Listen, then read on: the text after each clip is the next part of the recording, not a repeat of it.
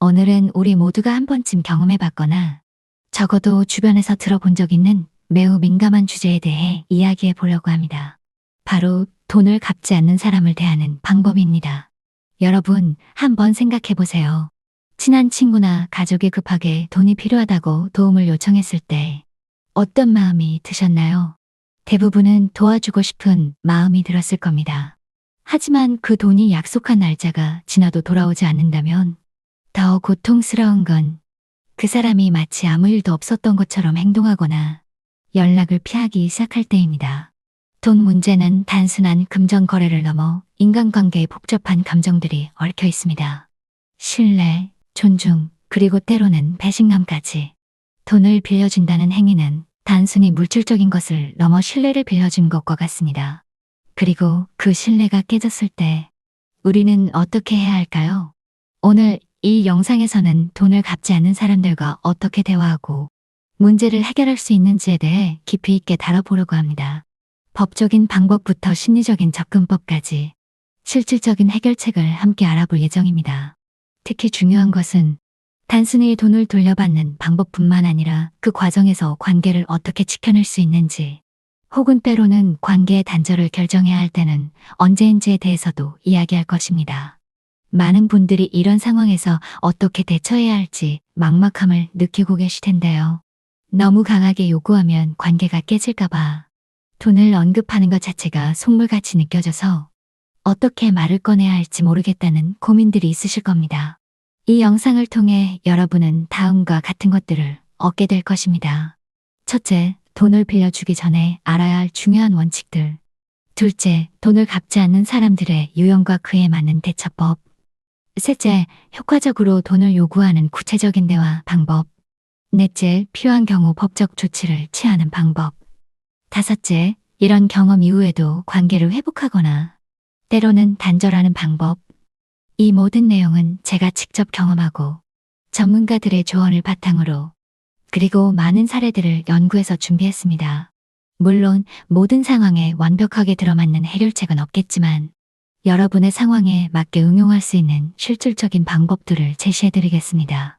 돈 문제는 참 어렵습니다. 특히 가까운 사람들 사이에서는 더욱 그렇죠. 하지만 이런 어려운 상황을 현명하게 해결하는 방법이 있습니다. 지금부터 함께 알아보도록 하겠습니다. 그럼 다음 섹션에서는 돈을 빌려주기 전에 반드시 알아야 할 것들에 대해 이야기해 보겠습니다. 왜냐하면 사실 가장 좋은 해결책은 문제가 생기기 전에 예방하는 것이니까요. 이제 본격적으로 돈 문제의 핵심으로 들어가 보겠습니다. 사실 돈을 갚지 않는 사람에 대한 가장 좋은 대처법은 애초에 그런 상황을 만들지 않는 것입니다. 물론 모든 상황을 예측할 수는 없지만 돈을 빌려주기 전에 알아두면 좋을 몇 가지 중요한 원칙들이 있습니다. 먼저 돈거래 심리학에 대해 이야기해 볼게요. 돈을 빌려주는 순간 단순한 금전거래 이상의 복잡한 심리적 관계가 형성됩니다. 빌려주는 사람은 도움을 주는 사람의 위치에, 빌리는 사람은 의무를 지는 사람의 위치에 서게 됩니다. 이 불균형은 관계의 역학을 미묘하게 바꿔놓습니다. 심리학자들의 연구에 따르면 돈을 빌린 많은 사람들이 갚아야 한다는 부담감 때문에 빌려준 사람을 피하게 된다고 합니다. 즉, 여러분이 돈을 빌려준 친구가 갑자기 연락을 피한다면 그것은 단순히 돈을 갚기 싫어서가 아니라 부채감과 부끄러움 때문일 수도 있습니다. 또한 흥미로운 점은 돈을 빌리는 사람들이 종종 낙관적 편향을 보인다는 것입니다. 다음 달에는 상황이 나아질 거야. 곧 큰 돈이 들어올 예정이야. 라고 진심으로 믿으면서 돈을 빌리지만 실제로는 그런 일이 일어나지 않는 경우가 많죠. 이런 심리적 요소들은 우리가 돈을 빌려주고 갚는 과정에서 왜 그렇게 많은 감정적 복잡성을 경험하는지 설명해 줍니다. 단순히 돈의 문제가 아니라 인간 심리의 문제이기도 한 것이죠. 이제 이런 심리적 배경을 이해했으니 구체적으로 돈 거래가 관계에 미치는 영향에 대해 더 깊이 살펴보겠습니다. 그렇다면 돈 거래가 관계에 어떤 영향을 미칠까요? 안타깝게도 많은 경우 부정적인 영향을 미칩니다. 미국의 한 연구에 따르면 친구나 가족 간의 돈 거래 중 약 57%가 관계에 부정적인 영향을 끼쳤다고 합니다. 특히 갚지 않은 돈 문제는 오랜 친구 관계나 심지어 가족 관계까지도 파괴할 수 있는 잠재력을 가지고 있습니다. 여기서 중요한 것은 두 사람 사이의 관계 역학이 영구적으로 변할 수 있다는 점입니다. 돈을 빌려준 사람은 무의식적으로 우월감을 느끼거나 상대방의 행동을 판단하게 될 수 있습니다. 저런 데 돈을 쓸 여유가 있으면서 왜 내 돈은 안 갚는 거야? 라는 생각이 들기도 하죠. 반면 돈을 빌린 사람은 열등감이나 죄책감을 느끼며 관계에서 위축될 수 있습니다. 특히 가족 간의 돈 거래는 더 복잡합니다. 가족 모임에서 돈을 갚지 않은 가족 구성원이 불편함을 느끼거나 다른 가족들이 그 사람에 대해 뒤에서 이야기하는 상황이 생길 수 있습니다.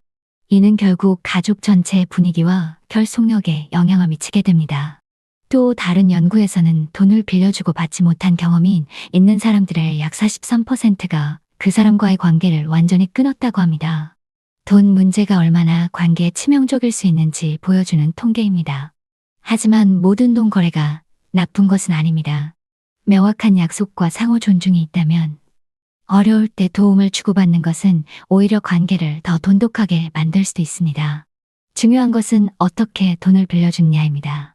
실제로 잘 계획되고 명확하게 소통된 돈 거래는 신뢰와 감사의 감정을 강화할 수 있습니다. 어려운 시기에 도움을 받고 그것을 제대로 갚는 과정을 통해 두 사람 사이의 유대감이 더 깊어질 수 있는 것이죠. 하지만 이런 긍정적인 결과를 얻기 위해서는 처음부터 신중하게 접근해야 합니다. 그래서 돈을 빌려주기 전에 반드시 스스로에게 물어봐야 할 질문들이 있습니다. 이 질문들은 단순히 돈을 돌려받을 가능성을 평가하는 것뿐만 아니라 이 거래가 관계에 어떤 영향을 미칠지 고려하는 데 도움이 됩니다.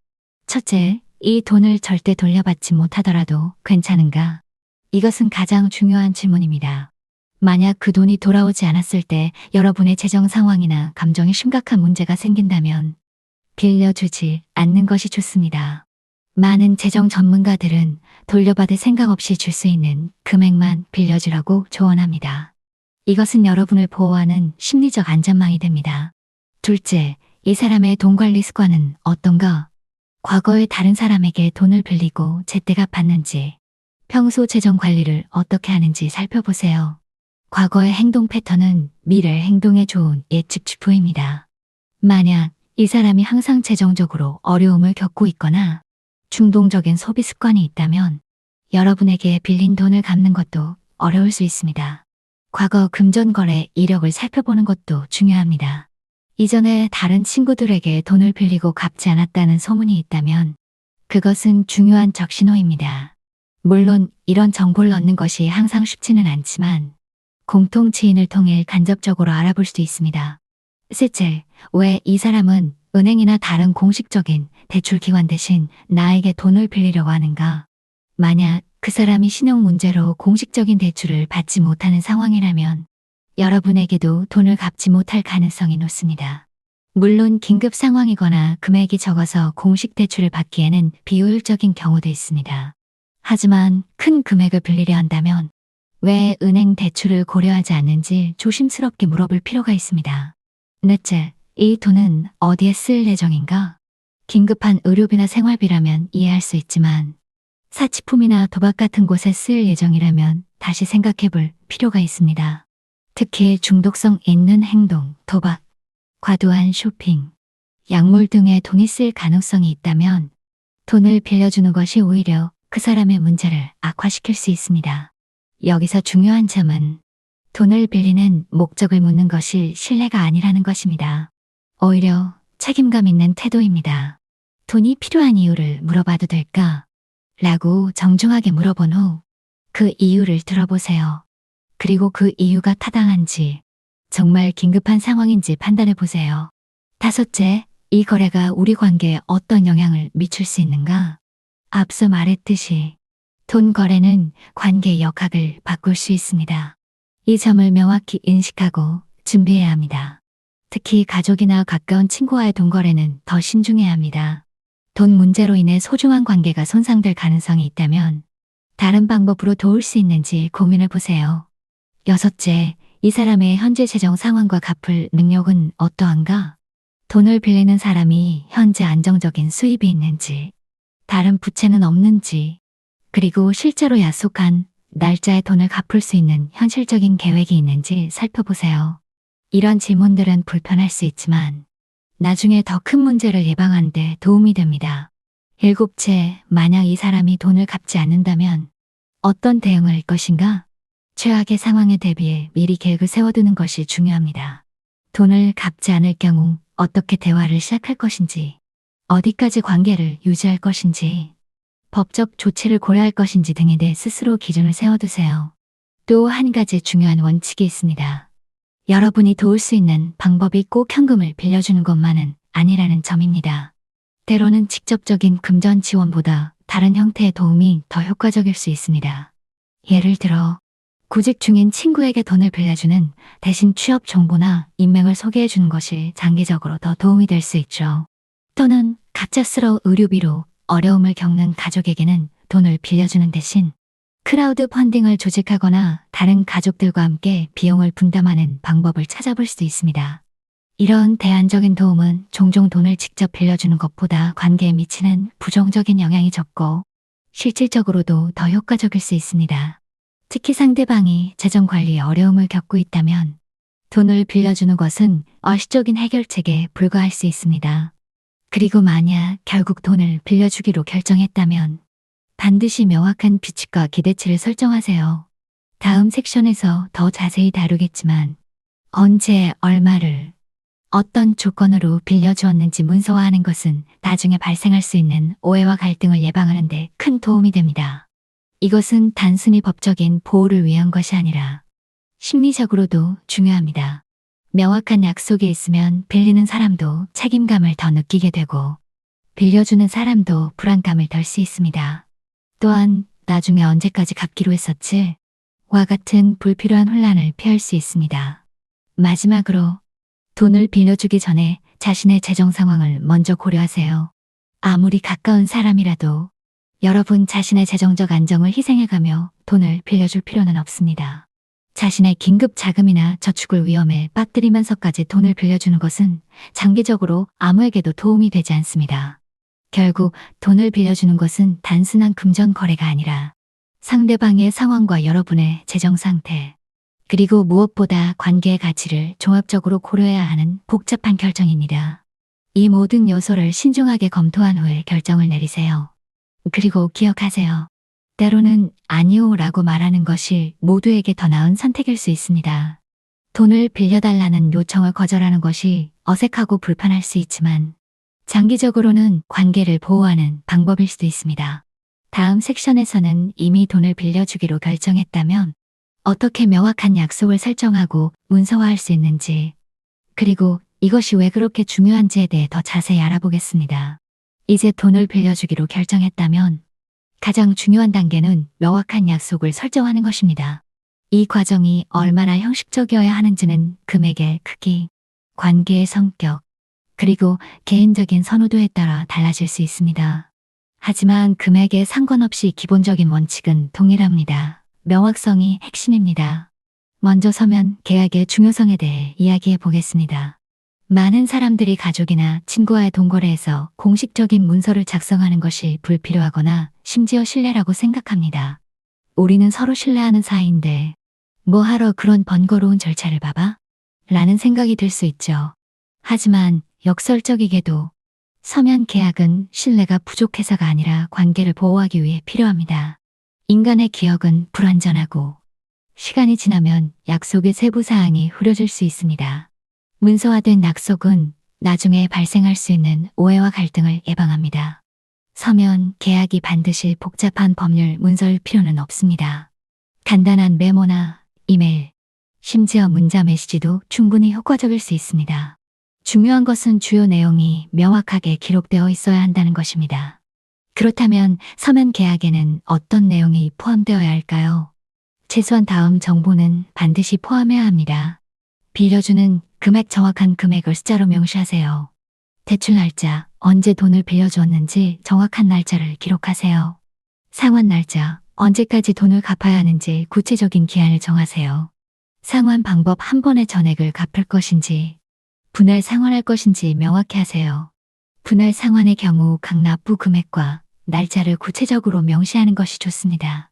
양당사자의 서명 가능하다면 두 사람 모두 서명하는 것이 좋습니다. 더 큰 금액의 경우에는 다음 사항도 고려해 볼 수 있습니다.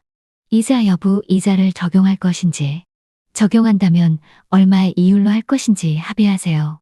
지연 상환에 대한 대응, 상환이 지연될 경우 어떻게 처리할 것인지에 대한 내용. 제3자 보증인, 매우 큰 금액의 경우 제3자 보증인을 세우는 것을 고려할 수 있습니다. 서면 계약을 작성할 때 팁을 몇 가지 알려드리겠습니다. 먼저 가능한 한 구체적으로 작성하세요. 나중에 갚아보다는 2025년 6월 30일까지 갚기로 함이 훨씬 명확합니다. 또한 전문 용어나 복잡한 표현보다는 양쪽 모두가 쉽게 이해할 수 있는 단순한 언어를 사용하는 것이 좋습니다. 그리고 계약서를 작성한 후에는 반드시 사본을 두 사람 모두 보관해야 합니다. 디지털 문서라면 이메일로 주고받거나 클라우드에 저장하는 것도 좋은 방법입니다. 이제 갚는 날짜와 방법을 명확히 정하는 것에 대해 더 자세히 알아보겠습니다. 많은 돈 갈등은 곧 갚을 게와 같은 모호한 약속에서 시작됩니다. 여기서 곧 일주일인지, 한 달인지, 아니면 1년인지 사람마다 해석이 다를 수 있습니다. 효과적인 방법은 SMMERT 원칙을 적용하는 것입니다. 구체적 SPCIFI 시 다음 달보다는 2025년 5월 15일 측정 가능, 언니에서 얼마를 갚을 것인지 정확한 금액, 달성 가능, SSS의 상대방이 실제로 지킬 수 있는 현실적인 계획, 관련성 언니 시제 상대방의 급여일 등 현실적인 상황 고려, 시간 제한 TIME BOUND 명확한 마감일 설정.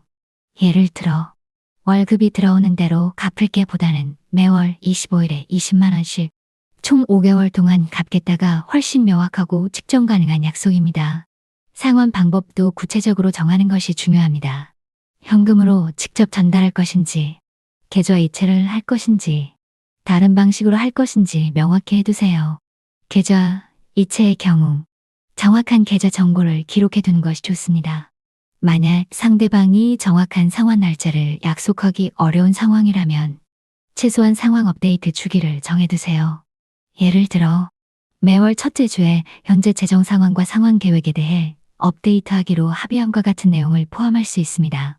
이제 이자나 조건에 대한 명확한 합의에 대해 살펴보겠습니다.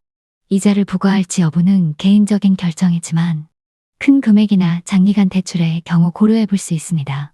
이자를 부과하기로 했다면 이율과 계산 방법을 명확히 하는 것이 중요합니다. 여기서 주의할 점은 법정 최고 이자율을 초과하지 않도록 하는 것입니다. 한국의 경우 2023년 기준으로 법정 최고 이자율은 연 20%입니다. 이를 초과하는 이자는 법적으로 무효이며 심한 경우 불법 사금융으로 간주될 수 있습니다. 이자 외에도 다른 조건을 포함할 수 있습니다. 예를 들어 돈을 빌려주는 대신 특정 서비스나 도움을 요청하는 경우가 있습니다. 이런 경우에도 정확히 무엇을, 언제, 어떻게 해야 하는지 구체적으로 명시하는 것이 좋습니다. 혹시 상환이 늦어질 경우에 대한 대책도 미리 논의해두면 좋습니다.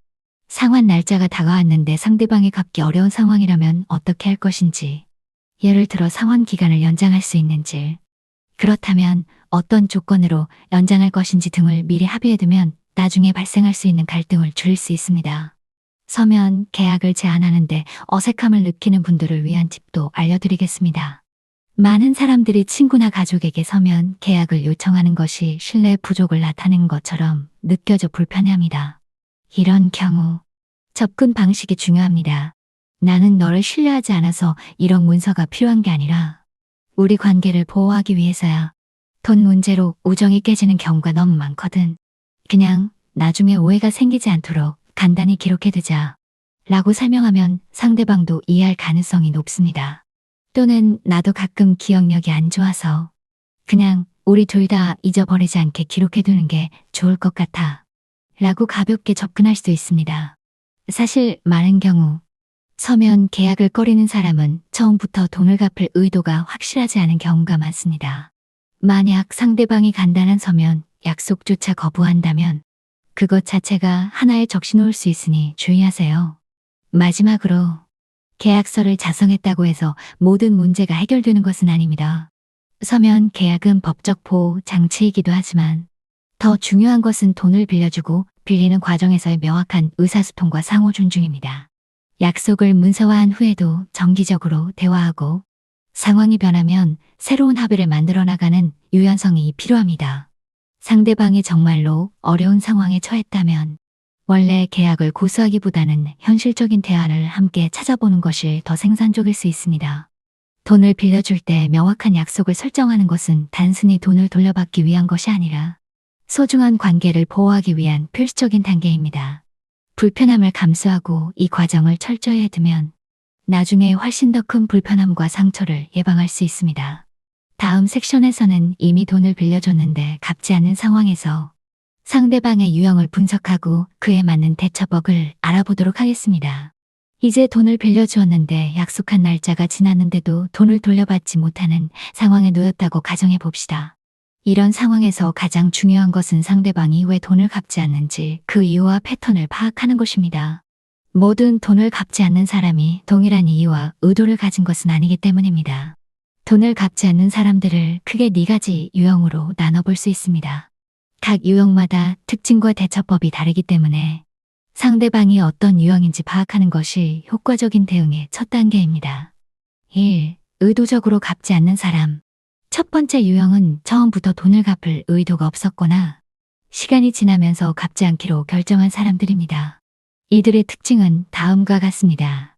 애초에 약속을 가볍게 여기고 돈을 빌림. 상환 날짜가 다가오면 연락을 피하거나 차단함. 직접적인 대화를 거부하고 변명만 들어놓음. 빌려준 돈을 마치 선물처럼 여김. 다른 사람들에게도 비슷한 패턴으로 돈을 빌리는 경향이 있음. 이런 유형의 사람은 대개 여러 사람에게 돈을 빌리는 패턴을 보입니다. 그들은 인간관계를 일종의 금전적 자원으로 보는 경향이 있으며 새로운 사람을 만나면 친밀감을 빠르게 형성한 후 금전적 도움을 요청하는 경우가 많습니다. 의도적으로 갚지 않는 사람들과 대화할 때는 온화한 접근법보다는 직접적이고 단호한 태도가 효과적입니다. 이들은 종종 감정적 호소나 죄책감을 이용하여 상황을 회피하려고 하기 때문에 감정에 휘둘리지 않고 사실에 초점을 맞추는 것이 중요합니다. 지난번 약속한 상환일이 2달 전이었는데 아직 돈을 받지 못했어.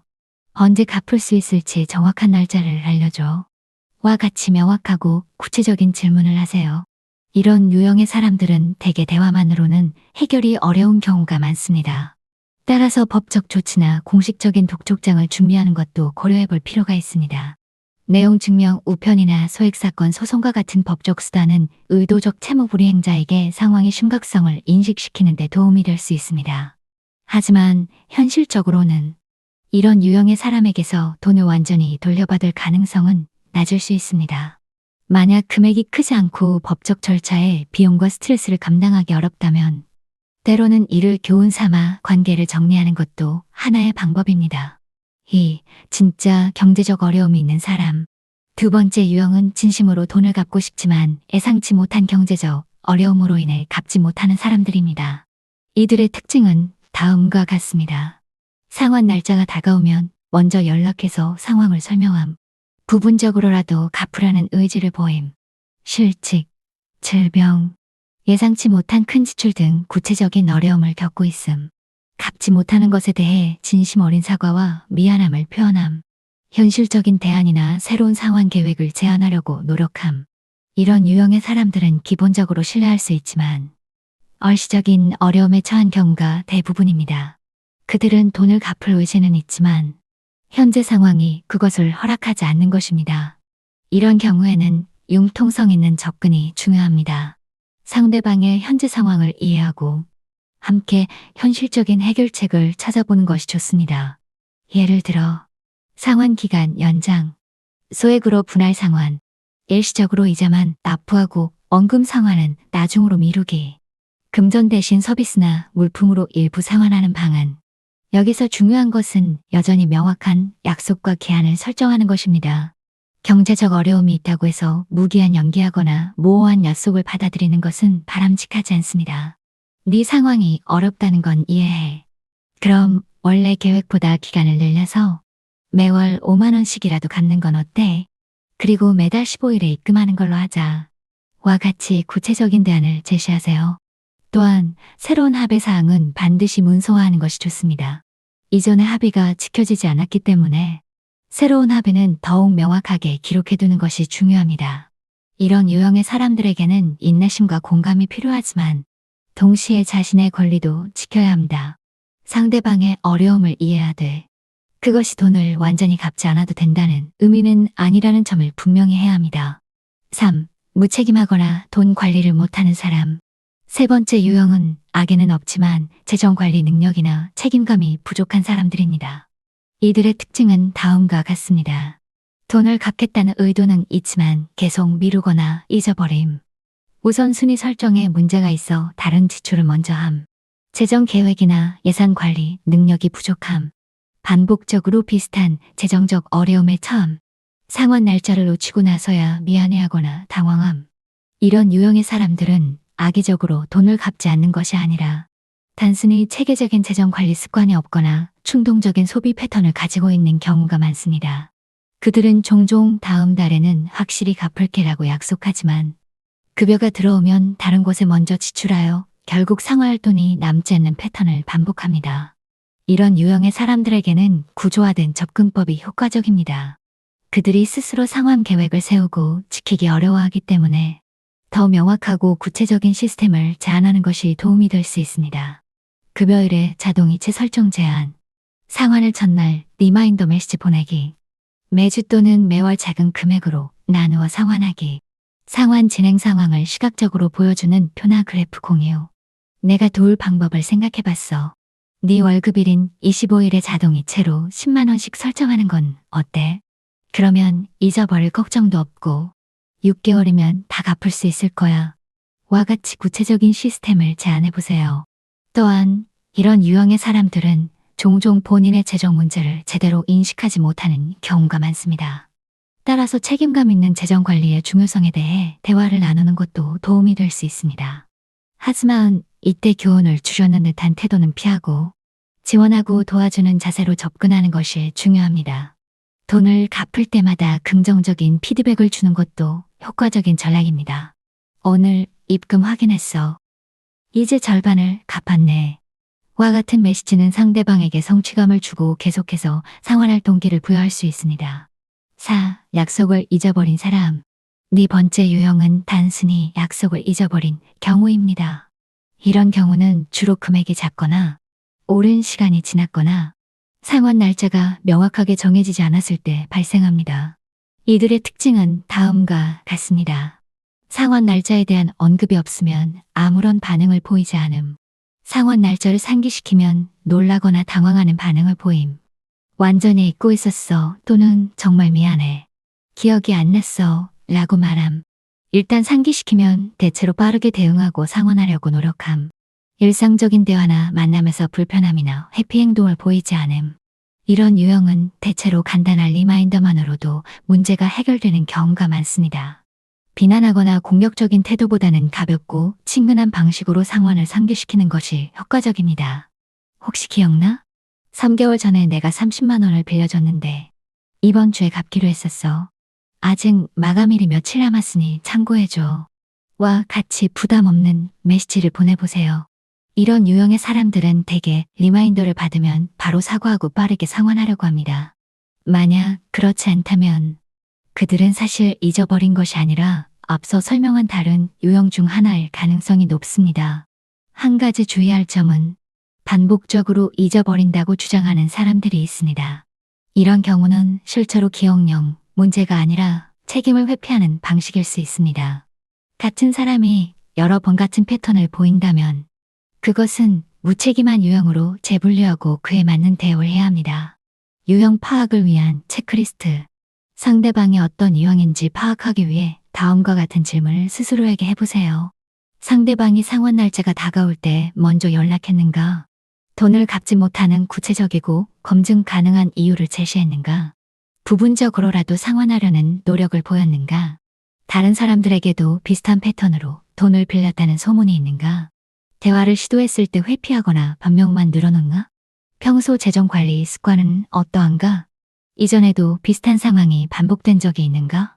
이러한 질문들에 대한 답변을 통해 상대방이 어떤 유형에 가까운지 판단할 수 있으며 그에 맞는 대응 전략을 세울 수 있습니다. 유형별 대응 요약. 각 유형별로 가장 효과적인 대응 전략을 간략히 요약하면 다음과 같습니다. 의도적으로 갚지 않는 사람. 감정적 호소보다 사실과 증거에 집중. 직접적이고 단호한 태도 유지. 비르시 법적 조치 고려. 해결이 어렵다면 관계 단절도 고려. 진짜 경제적 어려움이 있는 사람. 상황에 대한 이해와 공감 표현. 현실적인 대한 계획 함께 수립. 새로운 합의 사항 문서와 일관된 소통 유지. 무책임하거나 돈 관리를 못하는 사람. 구조화된 상환 시스템 제한. 자동화된 방법 활용, 자동이체 등. 정기적인 리마인더 제공. 상환 진행 상황 시각화. 작은 성취에도 긍정적 피드백 제공. 약속을 잊어버린 사람. 비난 없이 가볍게 상기시키기. 명확한 상환 날짜와 방법 재확인. 반복되는 패턴인지 확인. 감정 관리의 중요성. 돈을 갚지 않는 상황에 직면했을 때 우리는 종종 배신감, 분노, 좌절감 등 강한 감정을 경험하게 됩니다. 이러한 감정들은 자연스러운 것이지만 효과적인 문제 해결을 위해서는 감정을 적절히 관리하는 것이 중요합니다. 우선 대화하기 전에 자신의 감정을 정리할 시간을 가지세요. 화가 난 상태에서 대화하면 상황이 더 악화될 수 있습니다. 심호흡, 명상, 산책 등을 통해 마음을 진정시킨 후 대화에 임하는 것이 좋습니다. 또한 상대방의 행동을 개인적인 배신이나 공격으로 해석하기보다는 가능한 한 객관적인 상황으로 바라보려고 노력하세요. 이 사람은 나를 이용했어 라고 생각하기보다는 이 사람은 약속을 지키지 않았고 이제 해결책을 찾아야 해 라고 프레임을 바꾸는 것이 도움이 됩니다. 마지막으로 자신의 가치와 우선순위를 명확히 하세요. 금액이 크지 않고 관계가 중요하다면 때로는 돈을 포기하는 것이 정신적 평화를 위해 더 나은 선택일 수 있습니다. 반대로 금액이 크거나 원칙의 문제라면 관계가 어색해지더라도 자신의 권리를 주장하는 것이 중요할 수 있습니다. 다음 섹션에서는 이러한 유형 분석을 바탕으로 실제로 돈을 요구하는 효과적인 대화법에 대해 더 자세히 알아보겠습니다. 어떻게 하면 관계를 해치지 않으면서도 명확하게 자신의 권리를 주장할 수 있는지 구체적인 대화 스크립트와 전략을 제시해드리겠습니다. 돈을 갚지 않는 사람과 대화할 때 가장 큰 어려움은 무엇일까요? 많은 사람들이 금전적 문제를 언급하는 것 자체가 불편하고 껄끄럽다고 느낍니다. 돈 얘기를 꺼내면 속물처럼 보일까봐, 관계가 깨질까봐, 상대방이 불쾌해할까봐 등의 걱정으로 차일피일 미루다 결국 돈도 받지 못하고 관계만 어색해지는 경우가 많습니다. 하지만 돈 문제에 대한 대화를 효과적으로 진행하는 방법이 있습니다. 이 섹션에서는 돈을 갚지 않는 사람과 대화할 때 감정을 조절하고 효과적으로 소통하며 결과를 얻어낼 수 있는 구체적인 방법들을 알아보겠습니다. 감정 조절하고 대화 시작하기. 돈을 요구하는 대화를 시작하기 전에 가장 중요한 것은 자신의 감정 상태를 점검하는 것입니다. 화가 나 있거나 감정이 격해진 상태에서 대화를 시작하면 생산적인 결과를 얻기 어렵습니다. 먼저 대화 전에 충분한 준비 시간을 가지세요. 깊은 호흡을 하고 이 대화의 목적이 무엇인지 명확히 하세요. 목적은 상대방을 비난하거나 처벌하는 것이 아니라 합의된 돈을 돌려받는 것임을 상기하세요. 감정 조절을 위한 몇 가지 팁. 자신의 감정 인식하기. 나는 지금 화가 나 있다. 나는 지금 배신감을 느끼고 있다라고 자신의 감정을 명확히 인식하세요. 감정을 인식하는 것만으로도 그 감정에 압도되지 않을 수 있습니다. 객관적 사실 정리하기. 감정적인 해석보다 객관적인 사실을 집중하세요. 이 사람은 나를 이용했어가 아니라 이 사람은 3개월 전에 50만 원을 빌려갔고 지난달 15일까지 갚기로 약속했지만 아직 갚지 않았다와 같이 사실만을 정리하세요. 최상의 결과 상상하기. 대화 전에 원하는 최상의 결과를 명확히 하고 그것을 달성하기 위한 방법을 생각해 보세요. 나는 돈을 돌려받고 싶고 가능하다면 관계도 유지하고 싶다. 이를 위해 어떻게 접근해야 할까? 대화를 시작하는 시기와 방법도 중요합니다. 가능하다면 직접 만나서 대화하는 것이 좋지만 상대방이 만남을 회피한다면 전화나 메시지도 효과적일 수 있습니다. 공개적인 장소나 다른 사람들 앞에서 돈 문제를 언급하는 것은 피하세요. 상대방의 자존심을 지켜주는 것이 생산적인 대화를 위해 중요합니다. 대화를 시작할 때는 직접적이지만 비난하지 않는 접근법을 사용하세요. 잠시 시간 괜찮을 때 중요한 이야기를 하고 싶어. 지난번에 빌려준 돈에 대해 이야기해보고 싶은데 언제 시간 괜찮을까? 이렇게 미리 대화 시간을 정하면 상대방도 심리적으로 준비할 수 있고 키스 공격처럼 느껴지지 않아 방어적인 반응을 줄일 수 있습니다. 나 메시지 사용하기. 효과적인 대화를 위한 핵심 기술 중 하나는 나 메시지 사이서 및 응모 치굿입니다. 너 메시지는 상대방을 비난하고 방어적으로 만들 수 있지만 나 메시지는 상대방에게 위협을 주지 않으면서 자신의 감정과 필요를 표현할 수 있게 해줍니다. 너 메시지에 너는 항상 약속을 지키지 않아. 왜 이렇게 책임감이 없니? 네가 돈을 갚지 않아서 나는 이번 달 공과금 내기도 힘들어.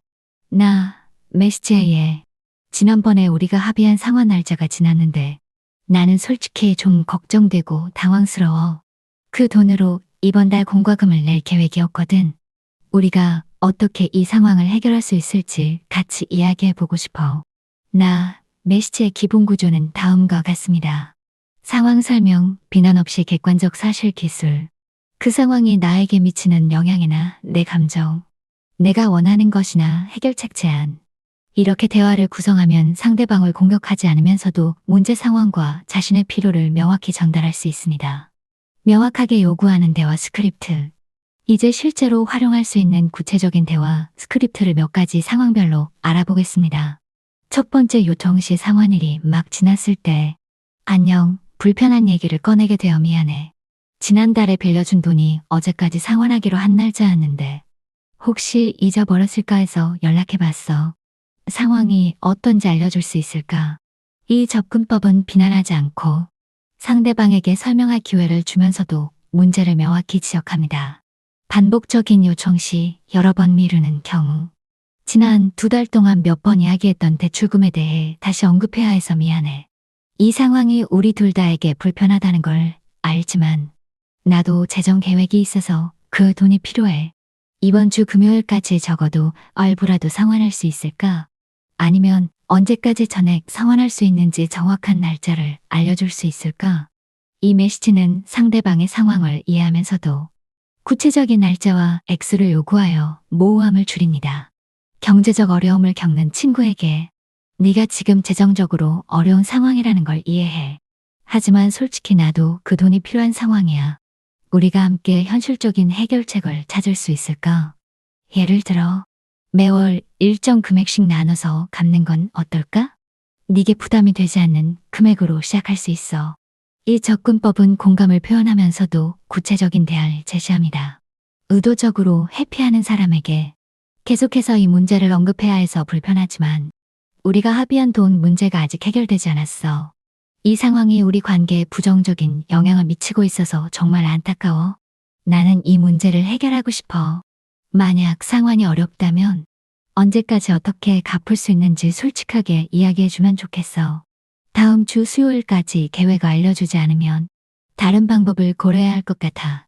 이 메시지는 명확한 기한을 설정하고 후속 조치의 가능성을 암시하여 상황의 심각성을 전달합니다. 문자나 이메일로 요청할 때 안녕하세요.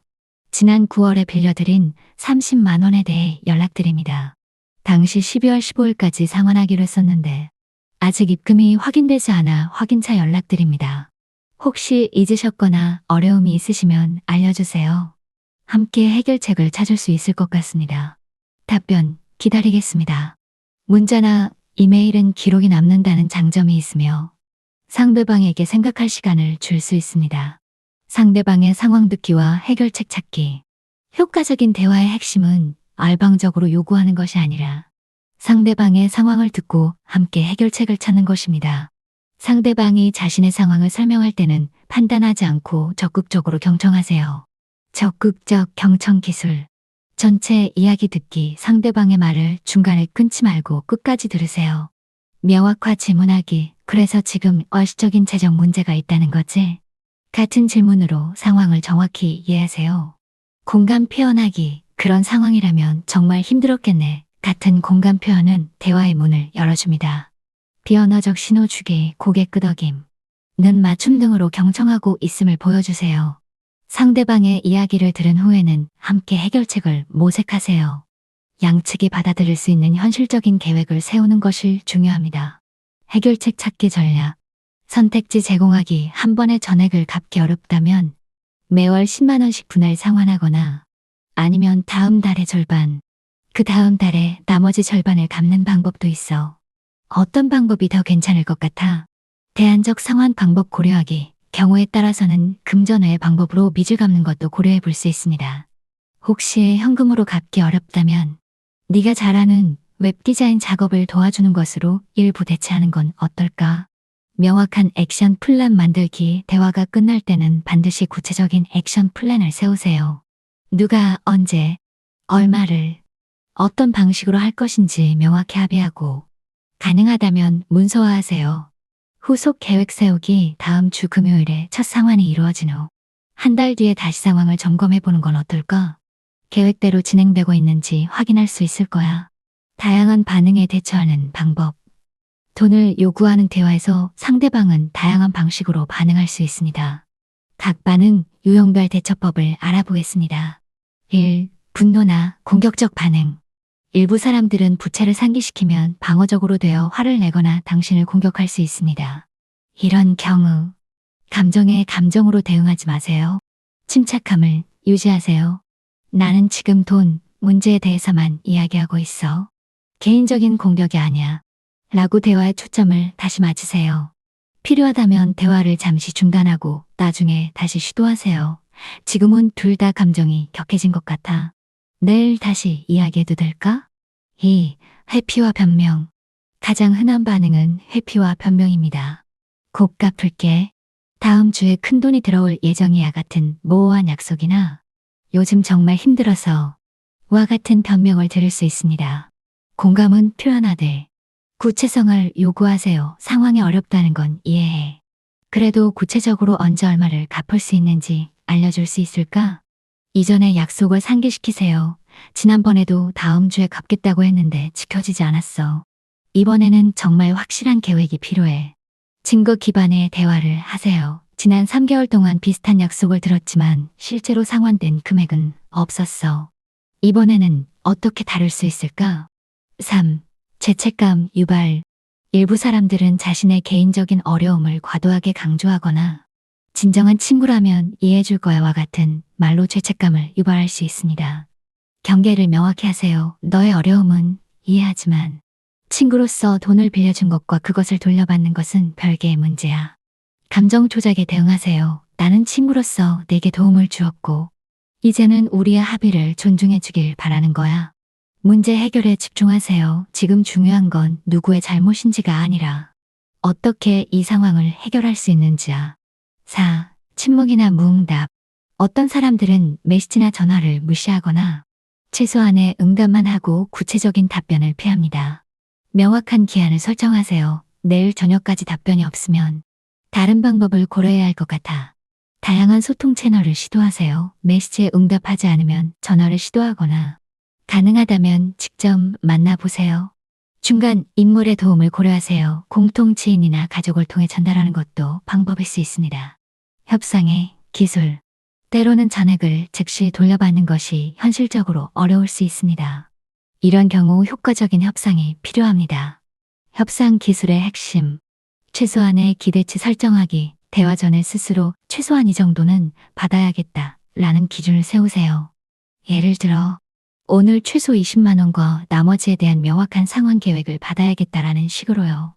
단계적 접근법 사용하기. 처음부터 전액을 요구하되 필요하다면 단계적 양보를 할 준비를 하세요.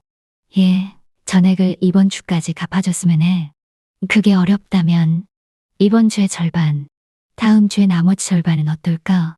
그것도 어렵다면 구체적인 계획 요구하기. 모호한 약속이 아닌 구체적인 날짜, 금액, 방법을 포함한 계획을 요구하세요. 새로운 합의 문서화하기. 협상 결과는 반드시 문서화하고 양측이 확인하세요. 단순한 문자 메시지라도 기록이 남게 하는 것이 중요합니다. 이행 확인 시스템 만들기. 매달 15일에 입금 확인 후 메시지를 보낼게와 같이 이행을 확인하는 방법을 미리 합의하세요. 마지막 수단 단호한 태도 취하기. 여러 번의 시도에도 상대방이 상환 의지를 보이지 않는다면 더 단호한 접근이 필요할 수 있습니다. 단호함을 표현하는 방법. 최후 통첩. 나는 지금까지 여러 번 유연한 해결책을 제안했지만 진전이 없었어. 이번 주 금요일까지 응답이 없으면 다른 조치를 취할 수밖에 없다는 것을 알아줬으면 해. 결과 명시하기. 이 문제가 해결되지 않으면 우리 관계에 영구적인 손상이 생길 수 있어. 나는 그걸 원하지 않지만 이 상황을 계속 무시할 수는 없어. 법적 가능성 언급하기. 큰 금액의 경우 이 문제가 해결되지 않으면 법적 조치를 고려할 수밖에 없어. 그렇게 되기 전에 함께 해결했으면 해. 라고 말할 수 있습니다. 이런 단호한 접근은 마지막 수단으로만 사용해야 합니다. 대부분의 경우 열린 대화와 협상으로 해결책을 찾을 수 있습니다. 결론. 돈과 관계 균형 찾기. 돈을 요구하는 대화는 결코 쉽지 않지만 적절한 접근법을 사용하면 돈도 돌려받고 관계도 유지할 수 있는 가능성이 높아집니다. 이 과정에서 기억해야 할 핵심 원칙들. 감정보다 사실에 집중하세요. 메시지를 사용하여 비난하지 않고 의사소통하세요. 명확하고 구체적인 요청을 하세요. 상대방의 상황을 경청하고 함께 해결책을 찾으세요. 합의된 내용은 반드시 문서화하세요. 필요하다면 단호한 태도를 취하되 존중은 얽지 마세요. 돈 문제를 다룰 때는 관계와 금전적 이익 사이의 균형을 찾는 것이 중요합니다. 때로는 관계를 위해 일부 금액을 포기할 가치가 있을 수도 있고 때로는 원칙을 지키기 위해 관계가 소원해지는 위험을 감수해야 할 수도 있습니다. 각자의 상황과 가치관에 따라 최선의 판단을 내리세요. 다음 섹션에서는 대화로 해결되지 않는 경우를 위한 법적 해결책과 그 한계에 대해 알아보겠습니다. 여러 번의 대화 시도와 협상에도 불구하고 돈을 돌려받지 못했다면 법적 해결책을 고려해 볼 시험일 수 있습니다. 법적 절차는 종종 마지막 수단으로 여겨지지만 때로는 유일한 해결책이 될 수도 있습니다. 이 섹션에서는 법적 해결책의 종류, 절차, 비용, 그리고 현실적인 한계에 대해 알아보겠습니다. 내용 증명과 법적 효력. 법적 절차의 첫 단계로 많이 활용되는 것이 바로 내용 증명입니다. 내용 증명은 누가, 언제, 어떤 내용의 문서를 누구에게 발송했는지를 우체국에서 공식적으로 증명해주는 제도입니다. 내용 증명의 기능과 효과. 내용 증명은 그 자체로 법적 강제력을 가지지는 않지만 다음과 같은 중요한 기능을 합니다. 공식적인 요구, 기록 생성, 돈을 갚으라는 공식적인 요구를 했다는 기록이 남게 됩니다. 심리적 압박, 효과. 많은 사람들이 내용 증명을 받으면 상황의 심각성을 인식하고 대응하는 경우가 많습니다. 향후 소송의 증거, 나중에 소송으로 진행될 경우 상환을 요구했다는 중요한 증거가 됩니다. 시효 중단 효과. 금전 채권의 경우 언인의 소멸시효가 있는데 내용 증명 발송은 이 시효를 중단시키는 효과가 있습니다. 내용 증명 작성 및 발송 방법. 내용 증명은 우체국에서 발송할 수 있으며 직접 방문하거나 인터넷 우체국을 통해 발송할 수도 있습니다. 작성 시 포함해야 할 주요 내용은 다음과 같습니다.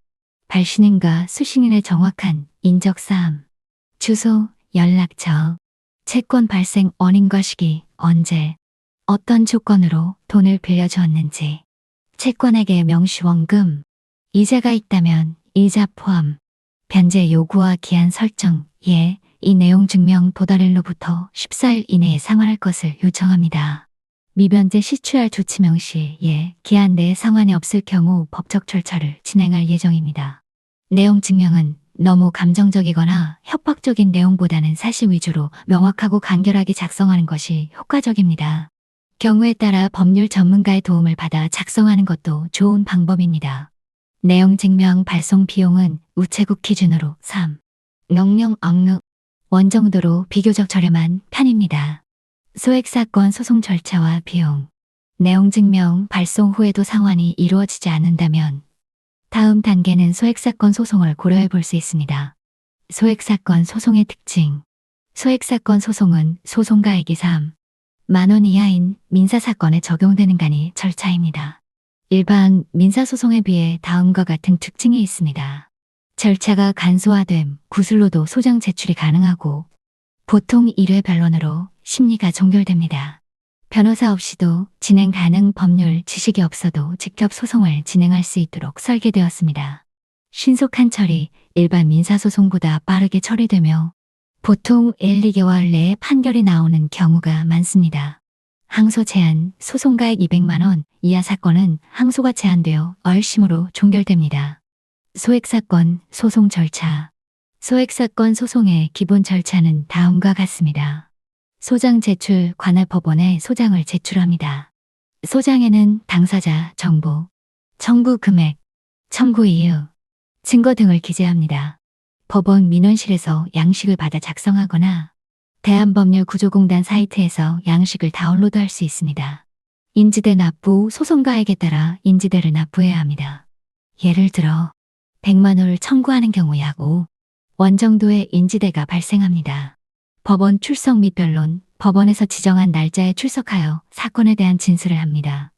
이때 증거자료, 차용증, 메시지 내역, 송금 증빙 등을 제출합니다. 판결 법원에서 판결을 선고합니다. 승소하면 판결문을 받게 됩니다. 강제집행 판결을 받았음에도 상대방이 돈을 갚지 않으면 판결문을 바탕으로 강제집행 절차를 진행할 수 있습니다. 소액사건 소송 비용. 소액사건 소송에 드는 비용은 크게 다음과 같습니다. 인지대 소송가액에 따라 달라지며 1,000만 원 이하는 소송가액의 0.5% 정도입니다. 송달료, 우편 송달료로 1만 원 내외입니다. 변호사 비용 선택적, 변호사를 선임할 경우 추가 비용이 발생합니다. 일반적으로 100만 원을 청구하는 소송의 경우 변호사 없이 직접 진행한다면 총 비용은 2만 원 내외로 예상할 수 있습니다. 승소할 경우 이러한 소송 비용은 원칙적으로 상대방이 부담하게 되지만 실제로 상대방으로부터 이를 회수하는 것은 별도의 과정이 필요합니다. 법적 해결의 현실적 한계. 법적 해결책은 분명 공식적이고 강력한 수단이지만 현실적으로 몇 가지 중요한 한계가 있습니다. 이러한 한계를 사전에 이해하는 것이 현명한 결정을 내리는 데 도움이 됩니다. 가장 큰 한계는 소송에서 이겨도 실제로 돈을 받지 못할 수 있다는 점입니다. 판결은 단지 법적으로 채무자가 돈을 갚아야 한다는 사실을 확인해 줄 뿐, 실제 돈을 강제로 지불하게 하는 것은 아닙니다. 상대방이 다음과 같은 상황이라면 판결 이후에도 돈을 회수하기 어려울 수 있습니다. 재산이 없거나 숨겨놓은 경우, 소득이 없거나 불안정한 경우, 다른 채권자들에게도 많은 빚이 있는 경우, 파산 신청을 한 경우, 2. 시간과 정신적 비용. 법적 절차는 생각보다 많은 시간과 에너지를 소모합니다. 소송 자료, 준비의 시간 소요, 법원 출석으로 인한 일상 방해, 상대방과의 법적 다툼으로 인한 스트레스, 판결 이후 강제집행 절차에 추가 시간 소요, 특히 금액이 크지 않은 경우, 이러한 시간과 정신적 비용이 회수할 금액보다 더 가치 있는지 고려해 볼 필요가 있습니다. 3. 관계의 완전한 단절. 법적 절차를 시작하면 대부분의 경우 상대방과의 관계는 회복하기 어려운 상태가 됩니다. 친구나 가족 관계라면 이 점을 특히 심각하게 고려해야 합니다. 돈을 돌려받는 것과 관계를 유지하는 것 중 무엇이 더 중요한지 저울질해 볼 필요가 있습니다. 4. 입증 책임의 문제. 법적 절차에서는 돈을 빌려주었다는 사실을 빌려준 사람이 입증해야 합니다. 차용증이나 계좌이체 내역, 문자 메시지 등 명확한 증거가 없다면 승소하기 어려울 수 있습니다. 구두, 약속만 있었거나 증거가 부족한 경우 법적 절차를 통한 해결은 기대하기 어려울 수 있습니다. 법적 해결책을 고려할 때 체크리스트. 법적 해결책을 고려하기 전에 다음 사항들을 체크해 보세요. 금액의 크기, 소송 비용과 시간을 감안할 때 금액이 충분히 큰가? 증거의 충분성, 돈을 빌려주었다는 명확한 증거가 있는가? 상대방의 반제 능력, 상대방이 판결 이후 실제로 갚을 능력이 있는가? 관계의 중요성, 상대방과의 관계 단절을 감수할 수 있는가? 시간과 에너지 투자, 법적 절차에 시간과 에너지를 투자할 여유가 있는가? 다른 해결책 시도, 모든 비공식적 해결책을 충분히 시도했는가? 법적 절차 외 대안적 해결책. 법적 절차가 부담스럽거나 적합하지 않은 경우 다음과 같은 대안적 해결책도 고려해 볼 수 있습니다. 1. 제3자 중재. 공통 지인이나 가족을 통해 문제 해결을 시도해 볼 수 있습니다. 때로는 제3자의 중재가 양측의 체면을 살리면서도 문제를 해결하는 데 도움이 될 수 있습니다. 2. 조정제도 활용. 법원 소송 전에 민사조정 제도를 활용하는 것도 방법입니다. 조정은 소송보다 덜 적대적이고 더 유연한 해결책을 모색할 수 있는 제도입니다. 3.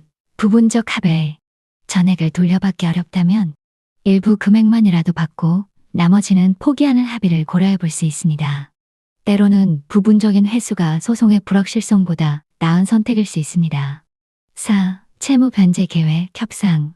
상대방이 현재 갚을 능력은 없지만 미래에 갚을 의지가 있다면 구체적인 변제 계획을 협상하고 문서화하는 것도 방법입니다. 이때 상환 계획을 공증하면 추가적인 법적 보호를 받을 수 있습니다. 결론, 현실적인 판단하기. 법적 해결책은 분명 강력한 도구이지만 만능은 아닙니다. 모든 상황과 요소를 종합적으로 고려하여 가장 현실적인 해결책을 선택하는 것이 중요합니다. 소액이라면 교훈 삼아 포기하는 것이 정신적 평화를 위해 더 나은 선택일 수 있습니다. 반면 금액이 크고 증거가 충분하며 상대방의 변제 능력이 있다고 판단된다면 법적 절차를 통해 권리를 주장하는 것이 합리적인 선택일 수 있습니다. 무엇보다 중요한 것은 돈을 빌려주기 전에 명확한 약속과 증거를 남기는 예방적 조치입니다. 가장 좋은 해결책은 문제가 발생하지 않도록 미리 준비하는 것입니다. 다음 섹션에서는 돈 문제로 손상된 관계를 회복하는 방법과 관계의 회복이 불가능한 경우 건강하게 관계를 정리하는 방법에 대해 알아보겠습니다.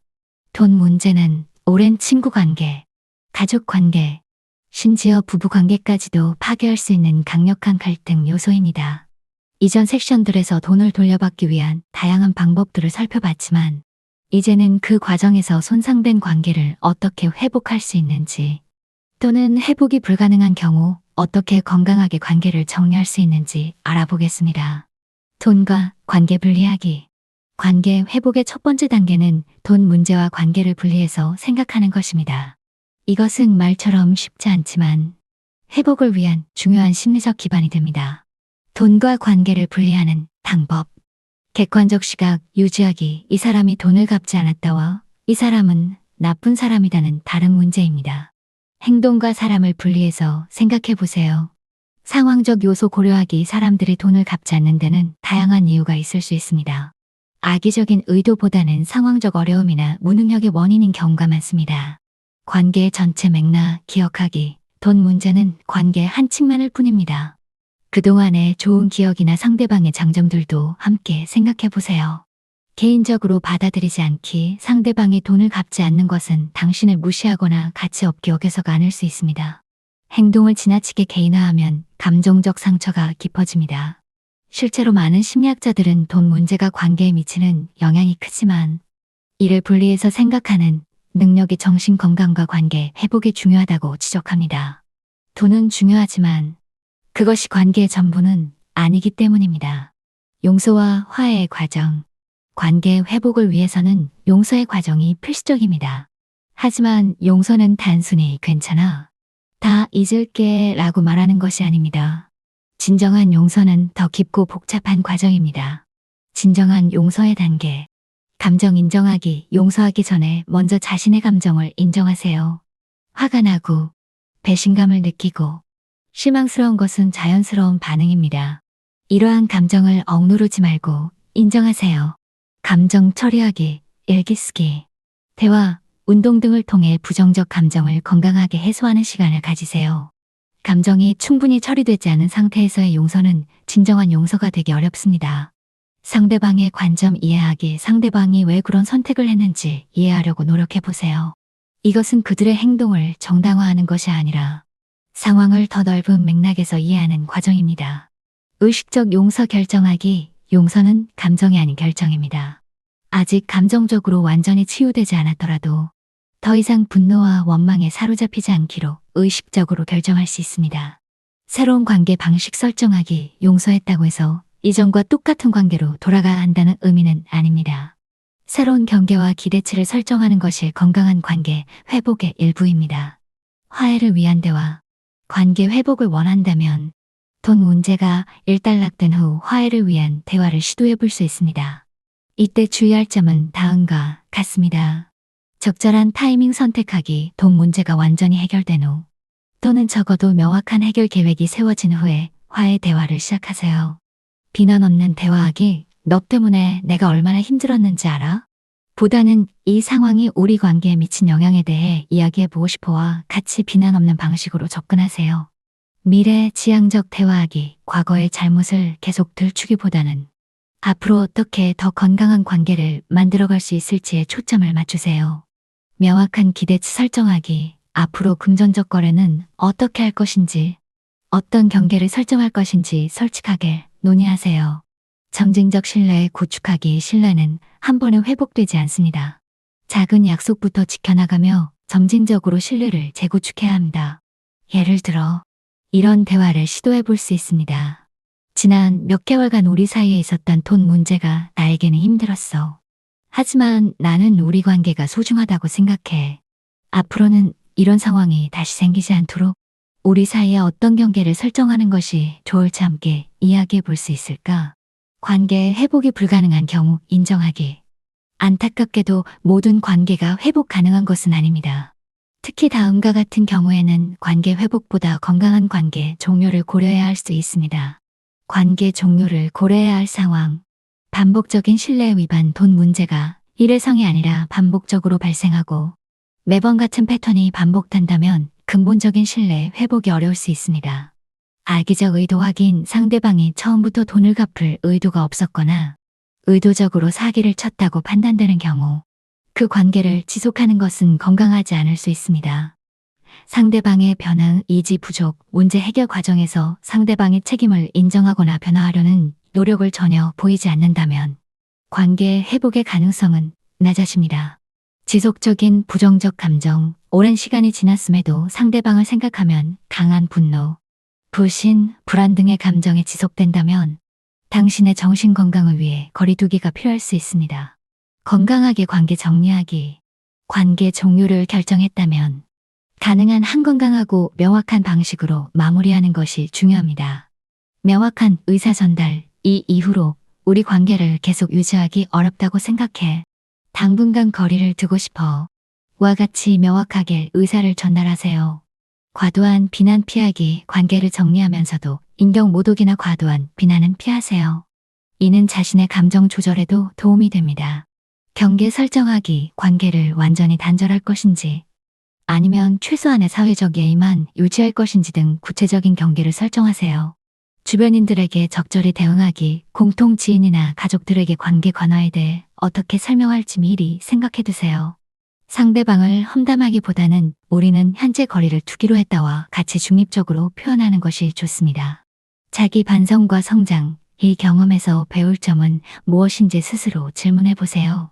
다음 관계에서는 어떻게 다르게 행동할 것인지 생각해보는 시간을 가지세요. 정신건강 관리하기. 돈 문제로 인한 갈등은 정신건강에 큰 영향을 미칠 수 있습니다. 관계 회복을 시도하든 관계를 종료하든 자신의 정신건강을 돌보는 것이 중요합니다. 정신건강 관리 방법. 감정 표현하기. 신뢰할 수 있는 다른 친구나 가족에게 감정을 표현하거나 일기 쓰기 등을 통해 감정을 건강하게 해소하세요. 전문가 상담 고려하기. 상황이 너무 고통스럽거나 복잡하다면 심리 상담사나 치료사의 도움을 받는 것도 좋은 방법입니다. 자기 돌봄 실천하기. 충분한 수면, 건강한 식습관, 규칙적인 운동 등 기본적인 자기 돌봄을 소홀히 하지 마세요. 긍정적인 관계에 투자하기. 신뢰할 수 있는 다른 관계들의 시간과 에너지를 투자하며 긍정적인 사회적 경험을 쌓으세요. 배움의 기회로 삼기. 이 경험을 통해 자신의 경계 설정, 신뢰 판단, 의사소통 방식 등에 대해 배울 수 있는 기회로 삼으세요. 미래를 위한 교훈. 마지막으로 이 경험에서 얻은 교훈을 미래 관계에 적용하는 것이 중요합니다. 이것은 단순히 다시는 누구에게도 돈을 빌려주지 않겠다가 아니라 더 건강한 금전적, 정서적 경계를 설정하는 법을 배우는 과정입니다. 미래의 관계를 위한 교훈. 명확한 경계 설정하기. 앞으로의 관계에서는 어떤 금적 경계를 설정할 것인지 미리 생각해 두세요. 조기 경고, 신호 인식하기. 이번 경험을 통해 알게 된 경고, 신호들 책임감 부족, 약속 불이행 패턴 등에 더 민감하게 반응하세요. 의사소통 개선하기. 불편한 주제도 적절히 논의할 수 있는 의사소통 능력을 개발하세요. 균형, 잡힌 관점 유지하기. 지나친 경계심이나 불신도. 너무 쉽게 신뢰하는 것도 경계하며 균형 잡힌 관점을 유지하세요. 결론도 문제로 인한 관계 갈등은 매우 흔하지만 그만큼 해결하기 어려운 문제이기도 합니다. 관계 회복을 원한다면 돈과 관계를 분리해서 생각하고 진정한 용서의 과정을 거치며 미래지향적인 대화를 통해 새로운 관계의 기반을 다질 수 있습니다.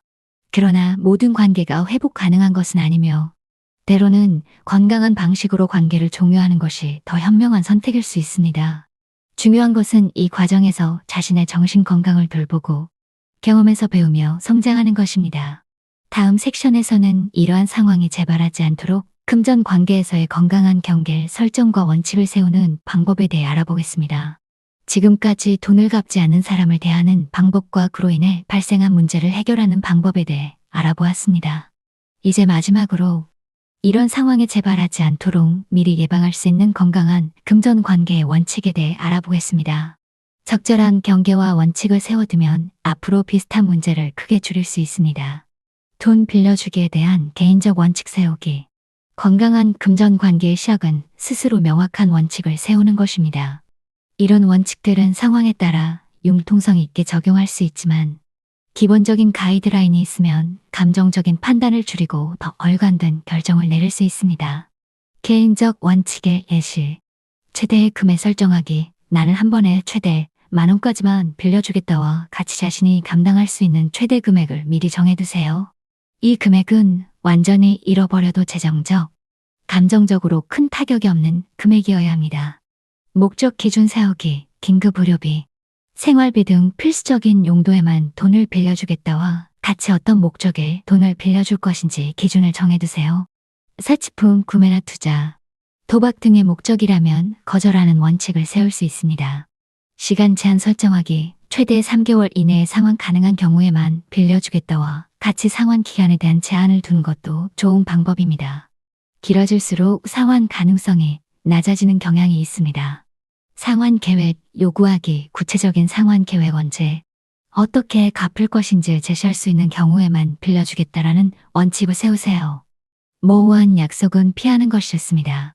1인당 빌려주는 횟수 제한하기. 한 사람에게 연간 1회만 빌려주겠다 또는 이전에 빌린 돈을 완전히 갚기 전까지는 추가로 빌려주지 않겠다와 같은 원칙은 반복적인 문제를 예방하는 데 도움이 됩니다.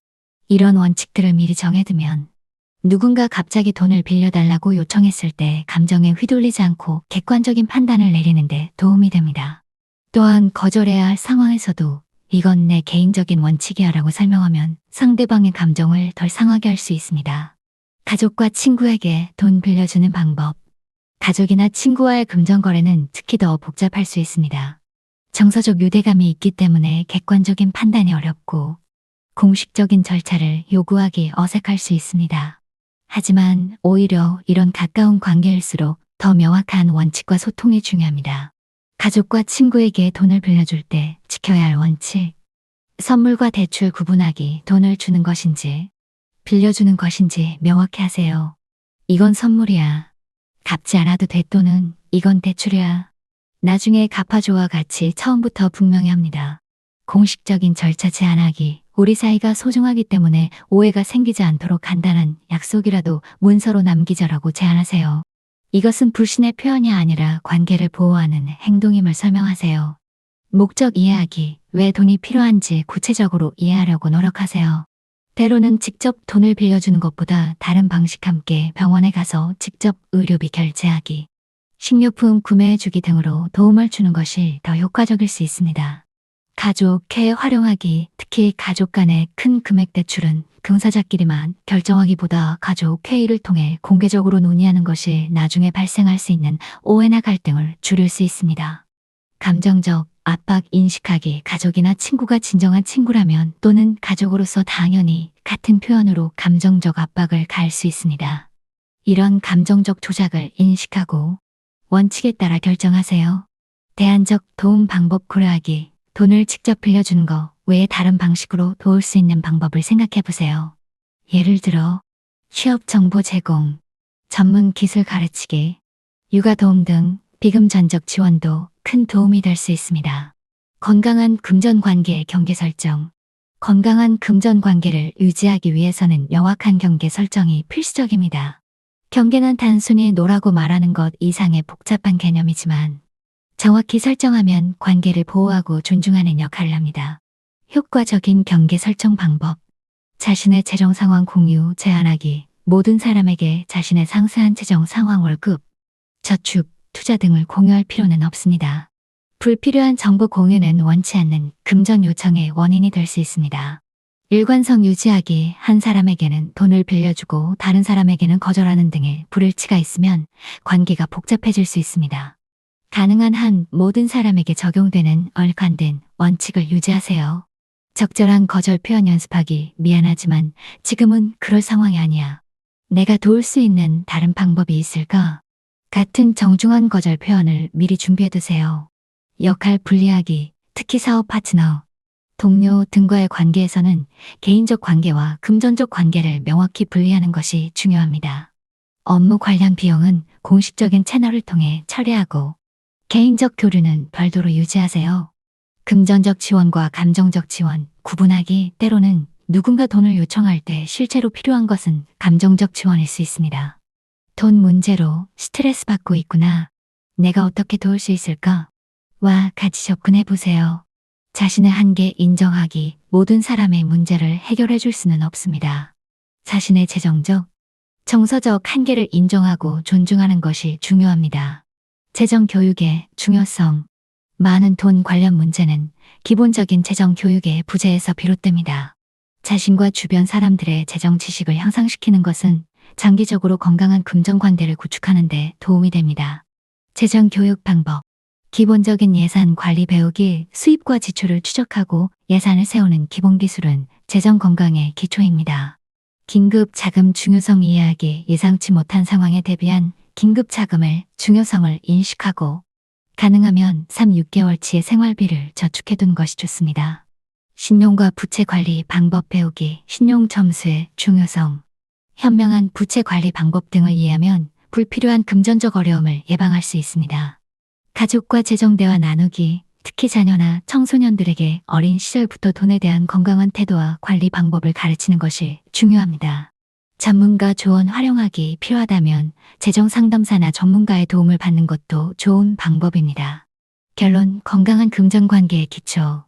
돈 문제는 복잡하고 때로는 불편하지만 명확한 원칙과 경계, 그리고 열린 소통을 통해 많은 문제를 예방할 수 있습니다.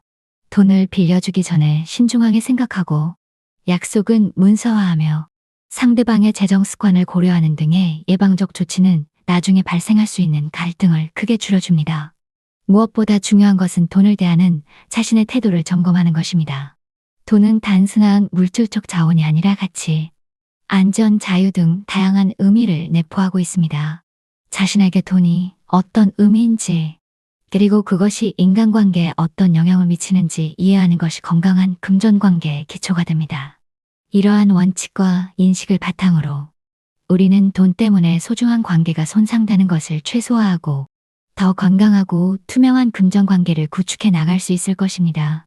다음 섹션에서는 시청자들의 실제 사례를 바탕으로 자주 묻는 질문들과 그에 대한 답변을 살펴보겠습니다. 지금까지 돈을 갚지 않는 사람들에 대한 전반적인 대처법을 살펴보았습니다. 이번 섹션에서는 실제 사례를 바탕으로 한 질문과 답변을 통해 앞서 배운 내용을 실제 상황에 적용해 보겠습니다. 시청자들이 보내주신 사례들을 분석하며 구체적인 해결책을 제시해 드리겠습니다. 사례, 친구의 반복적인 소액 대출. 시청자 질문, 대학 동기가 한 달에 한 번씩 일용 20만 원을 빌려달라고 해요. 항상 다음 월급날에 갚긴 하지만 이제는 너무 의존적인 것 같고 부담스러워요. 어떻게 하면 관계는 유지하면서 이 상황을 끝낼 수 있을까요? 분석과 해결책. 이 사례는 돈을 갚지는 하지만 반복적인 대출 패턴으로 인해 생기는 부담에 관한 것입니다. 상대방은 매번 약속대로 갚기 때문에 신뢰성 있는 대출자이지만 이런 패턴이 지속되면 감정적, 재정적 부담이 생길 수 있습니다. 해결 접근법. 직접적인 대화 시도하기. 사실 매달 돈을 빌려준 것이 나에게는 부담이 돼. 네가 어려운 상황인 것 같은데 한번 진지하게 이야기해 볼 수 있을까? 와 같이 솔직하게 대화를 시작하세요. 근본, 원인 파악하기. 왜 매달 돈이 필요한 상황이 반복되는지 물어보세요. 혹시 월급을 받자마자 써버리는 지출 습관 문제인지, 아니면 실제로 소득보다 필수 지출이 많은 것인지 이해하는 것이 중요합니다. 대안 제시하기. 기본적인 예산 관리 함께 해보기 제안. 긴급 자금 마련을 위한 저축 계획 세우기 도움. 매달 빌리는 대신 조금 더 큰 금액을 한 번 빌려서 재정 계획을 세울 수 있도록 제안. 명확한 경계 설정하기. 앞으로는 긴급 상황이 아니면 돈을 빌려주기 어려울 것 같아. 대신 네가 재정 관리를 더 잘할 수 있도록 다른 방법으로 도와줄 수 있을 것 같아. 와 같이 경계를 명확히 하세요. 이런 상황에서는 단순히 돈을 빌려주는 것을 중단하는 것보다 친구가 재정적으로 더 자립할 수 있도록 도와주는 것이 장기적으로 더 효과적인 해결책이 될 수 있습니다. 사례 2. 가족에게 빌려준 큰 금액. 시청자 질문. 작년에 남동생의 사업 자금으로 3천만 원을 빌려주었습니다. 1년 안에 갚기로 했는데 기한이 지났는데도 언급조차 하지 않고 평소처럼 행동합니다. 가족 모임에서도 만나는데 어떻게 이 문제를 꺼내야 할까요? 분석과 해결책. 가족 간의 큰 금액 대출은 특히 다루기 어려운 문제입니다. 가족 관계의 복잡성과 감정적 유대감으로 인해 돈 문제를 언급하는 것 자체가 큰 부담이 됩니다. 해결 접근법. 개인적인 자리 마련하기. 가족 모임이나 다른 사람들이 있는 자리가 아닌 둘만의 편안한 자리를 마련하세요. 주말에 커피 한잔 할래? 얘기할 것이 있어. 와 같이 자연스럽게 약속을 잡으세요. 비난하지 않는 대화 시작하기. 사업은 어떻게 진행되고 있어? 작년에 사업 자금으로 빌려준 돈에 대해 이야기해보고 싶어. 와 같이 비난 없이 주제를 꺼내세요. 현실적인 상환 계획 함께 세우기. 사업 상황이 어렵다면 전액을 즉시 요구하기보다는 실현 가능한 상환 계획을 함께 세워보세요. 한 번에 다 갚기 어렵다면 매달 일정 금액씩 갚는 건 어떨까? 와 같이 제안해보세요. 서면 합의 제안하기. 이번 기회에 상환 계획을 간단하게 문서로 만들어두면 서로에게 명확할 것 같아. 라고 제안하세요. 가족이라도 큰 금액에는 서면 합의가 필요함을 강조하세요. 가족 중재자 고려하기. 직접 대화가 어렵다면 부모님이나 다른 형제 중 중재자 역할을 할 수 있는 사람에게 도움을 요청하는 것도 방법입니다. 사업 상황 이해하기. 동생의 사업이 정말 어려운 상황이라면 지분 참여나 다른 형태의 보상반을 논의해 볼 수도 있습니다.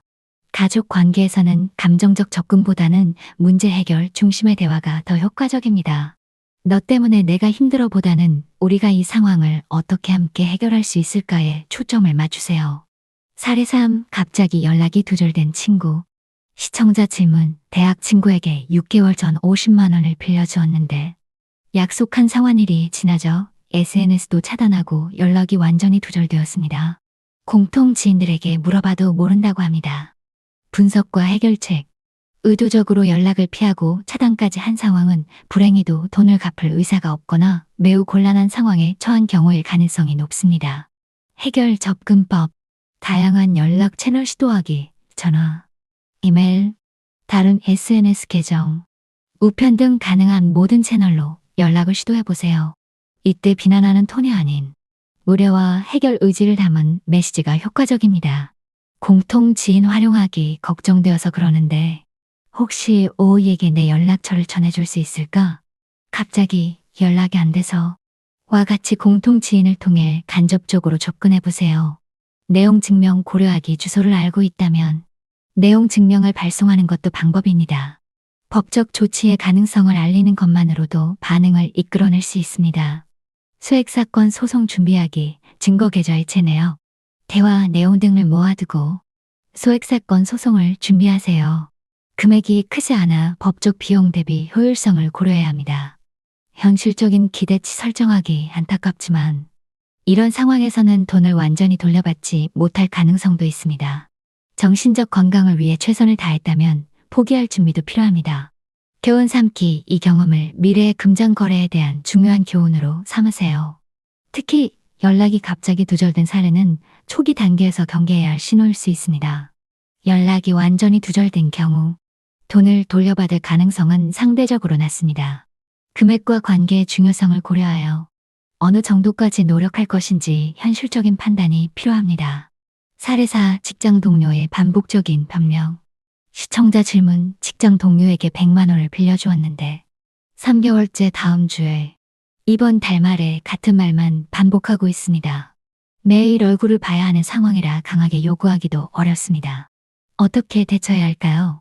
분석과 해결책. 직장 동료와의 금전 문제는 매일 마주쳐야 하는 특성 때문에 더 복잡할 수 있습니다. 업무 환경과 관계를 해치지 않으면서도 문제를 해결해야 하는 어려움이 있습니다. 해결, 접근법, 업무 외 시간에 대화하기, 점심시간이나 퇴근 후 등 사무실 밖에서 대화할 기회를 만드세요. 오늘 퇴근 후 잠깐 커피 한잔 할 시간 있어? 중요한 얘기가 있어서 와 같이 제안하세요. 구체적인 계획 요구하기. 지금까지 몇 번의 약속이 지켜지지 않았어. 이제는 정확히 언제, 어떻게 갚을 수 있는지 구체적인 계획을 세워줬으면 해. 라고 명확하게 요청하세요. 서면, 약속 받기. 우리 둘 다를 위해 간단한 약속을 문서로 만들어두는 게 어떨까? 라고 제안하세요. 이메일이나 메시지로라도 상환 계획을 남겨두는 것이 중요합니다. 분할 상환 제한하기. 한 번에 갚기 어렵다면 매달 20만 원씩 5개월에 나눠서 갚는 건 어떨까? 와 같이 현실적인 대안을 제시하세요. HR이나 상급자 개입하기. 가능하면 직장 내 공식 채널을 통한 해결은 피하는 것이 좋습니다. 이는 양측 모두에게 불편한 상황을 초래할 수 있습니다. 업무적 관계와 분리하기. 이 문제가 우리 업무 관계에 영향을 미치지 않았으면 해. 하지만 약속은 지켜져야 한다고 생각해. 라고 명확히 하세요. 직장 동료와의 문제는 전문성과 업무 환경을 고려한 섬세한 접근이 필요합니다. 너무 강하게 요구하면 직장 생활이 불편해질 수 있지만 너무 소극적이면 문제 해결이 지연될 수 있으므로 균형을 찾는 것이 중요합니다. 사례. 오래된 소액빚. 시청자 질문. 3년 전 대학 후배에게 15만 원을 빌려주었는데 금액이 적어서 그냥 잊고 있었습니다. 최근에 SNS에서 이 후배가 해외여행 사진을 올리는 것을 보고 화가 났습니다. 이렇게 오래되고 금액도 적은 돈을 요구해도 될까요? 어떻게 접근해야 할까요? 분석과 해결책. 소액이지만 오랜 시간이 지난 빚은 금액보다는 원칙과 존중에 문제가 더 크게 작용합니다. 특히 상대방이 경제적 여유가 있어 보이는데도 갚지 않는 모습을 볼 때 더 큰 배신감을 느낄 수 있습니다. 해결 접근법. 감정 정리 시간 갖기. 즉각적인 반응보다는 자신의 감정을 정리할 시간을 가지세요. 왜 화가 나는지, 정말 돈이 문제인지 아니면 존중받지 못한다는 느낌 때문인지 생각해 보세요. 가볍게 언급하기. 야, 근데 예전에 빌려간 15만 원 생각나. 여행 사진 보니 재밌게 다녀온 것 같아서 기억났어. 와 같이 가볍게 언급해 보세요. 금액보다 원칙 강조하기. 만약 대화가 진전된다면 금액이 문제가 아니라 약속을 지키는 원칙이 중요하다고 생각해서 라고 설명할 수 있습니다. 현실적인 기대치 설정하기. 3년이 지난 소액이라면 돌려받지 못할 가능성도 염두에 두세요. 욕을 쓸 때 관계가 어색해질 수 있다는 점도 고려하세요. 배움의 기회로 삼기. 미래에는 빌려준 돈을 기록하고 금액에 상관없이 명확한 상환 기한을 정하는 습관을 들이세요. 소액빚의 경우 금액 자체보다 원칙과 상호 존중에 문제로 접근하는 것이 효과적입니다. 그리고 때로는 금액이 적다면 관계를 위해 포기하는 것도 하나의 선택일 수 있습니다. 자주 묻는 질문. FAQ. Q1. 이자를 요구해도 될까요? 구두로만 합의했다면 입증이 어려울 수 있습니다. 또한 이자율은 법정 최고 이자율 연 20%를 초과해서는 안 됩니다. 친구나 가족 간의 소액 대출에는 이자를 요구하지 않는 것이 관계 유지에 도움이 될 수 있습니다. 주의. 돈을 빌려달라는 요청을 거절하는 좋은 방법이 있나요? 에이, 미안하지만 지금은 여유 자금이 없어. 개인적인 원칙상 돈을 빌려주지 않기로 했어. 다른 방법으로 도울 수 있을지 생각해 볼게 등의 표현을 사용할 수 있습니다. 중요한 것은 명확하게 거절하되 상대방의 자존심을 지켜주는 방식으로 전달하는 것입니다. Q3. 공통 지인이 돈을 갚지 않아 다른 친구들에게 이 사실을 알려도 될까요? 개인 간의 금전 문제를 다른 사람들에게 공개하는 것은 신중해야 합니다. 험담이나 명예훼손으로 이어질 수 있기 때문입니다. 다만 다른 친구들도 같은 피해를 입지 않도록 개인적으로 주의를 주는 정도는 가능합니다. 어우에게 돈을 빌려주었다가 어려움을 겪고 있어. 조심하는 게 좋을 것 같아. 와 같이 사실만을 전달하는 것이 좋습니다. 기사 빌려준 돈을 세금 공제로 처리할 수 있나요? 다만 사업자 간의 거래나 특수한 경우에는 대손금으로 처리할 수 있는 경우가 있으니 구체적인 상황에서는 세무사와 상담하는 것이 좋습니다. 교 돈을 갚지 않는 사람의 가족에게 연락해도 될까요? A. 상대방의 가족에게 연락하는 것은 최후의 수단으로만 고려해야 합니다. 이는 상대방의 프라이버시를 침해할 수 있고 관계를 더 악화시킬 우려가 있습니다. 다른 모든 방법을 시도한 후에도 연락이 두절된 상황이라면 예의를 갖추어 사실만을 전달하는 방식으로 접근하는 것이 좋습니다. 결론 다양한 사례를 통해 살펴본 것처럼 돈을 갚지 않는 상황은 각기 다른 맥락과 복잡성을 가지고 있습니다. 모든 상황에 완벽하게 들어맞는 해결책은 없지만 몇 가지 중요한 원칙을 기억하면 도움이 됩니다. 감정보다는 사실에 기반한 접근, 명확하고 구체적인 의사소통, 서면, 기록의 중요성, 관계와 돈의 균형 고려, 때로는 포기하는 결정도 필요. 이런 어려운 상황을 경험하면서 우리는 더 현명한 금전 관리와 인간관계의 지혜를 배우게 됩니다. 돈 문제는 단순한 금전 거래 이상의 복잡한 감정과 가치가 얽혀 있기 때문에 각자의 상황에 맞는 최선의 해결책을 찾아가는 과정이 중요합니다. 다음 마지막 섹션에서는 지금까지 배운 내용을 종합하고 돈과 관계의 균형을 찾는 최종적인 조언을 드리겠습니다. 지금까지 돈을 갚지 않는 사람들에 대한 다양한 대처법을 살펴보았습니다. 이 마지막 섹션에서는 앞서 다룬 내용들을 종합하고 돈과 관계 사이의 균형을 찾는 방법에 대한 최종적인 조언을 드리고자 합니다. 핵심 내용 요약. 우리가 이 영상을 통해 배운 핵심 내용들을 간략히 정리해 보겠습니다.